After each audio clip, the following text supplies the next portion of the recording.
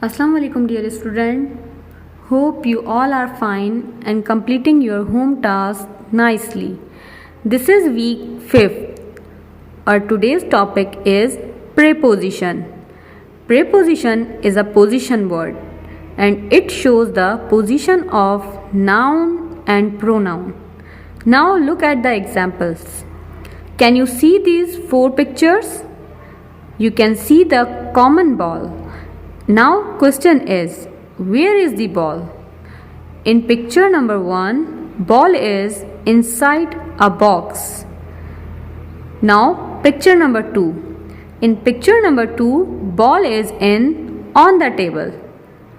Picture number 3.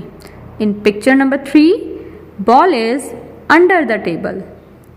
Picture number 4. And in last picture, ball is near the table. It's home task time. Your 5th week task is do exercise on page number 41 in grammar tree book. This is all about your week 5th video. Inshallah, we will meet in next video. Till that time, Allah Hafiz.